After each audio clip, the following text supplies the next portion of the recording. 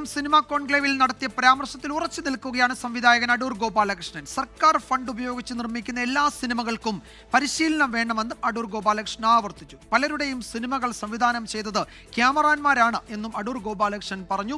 മാധ്യമ വ്യാഖ്യാനങ്ങൾക്ക് താൻ ഉത്തരവാദിയല്ല എന്നുമാണ് അദ്ദേഹത്തിന്റെ വിശദീകരണം.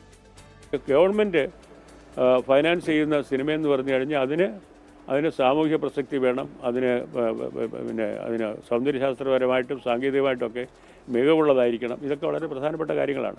അതെങ്ങനെ ഉണ്ടാവും? അത് പണം എടുക്കുന്ന ആളിന് ഇതിനെപ്പറ്റി ധാരണ ഉണ്ടെങ്കിൽ മാത്രമേ ഉണ്ടാവുള്ളൂ. എങ്ങനെ ഇതിനെപ്പറ്റിയുള്ള സാങ്കേതികമായ പരിജ്ഞാനം കൊടുത്തിട്ട് അവരെ എംപവർ ചെയ്യണമെന്നാണ് പറഞ്ഞത്. അതിൽ കൂടുതൽ പോസിറ്റീവായിട്ട് ഇതിനെപ്പറ്റി പറയാൻ പറ്റുകയില്ല. അല്ല, ഞാൻ മനസ്സിലാക്കിയത് അവർ പണം എടുത്ത ആളുകൾ ഇവിടെ വന്ന് എന്നോടൊക്കെ സംസാരിച്ചിട്ടുണ്ട്. അവരുടെ പടങ്ങൾ ഞാൻ കണ്ടിട്ടുണ്ട്. അതുകൊണ്ട് പലപ്പോഴും അവർക്ക് ഇങ്ങനെ ഒരു ഓറിയൻറ്റേഷൻ കിട്ടാത്തതിൻ്റെ കുറവ് അതിൽ കാണാനുണ്ട്. അതുകൊണ്ടാണ് പറഞ്ഞത്.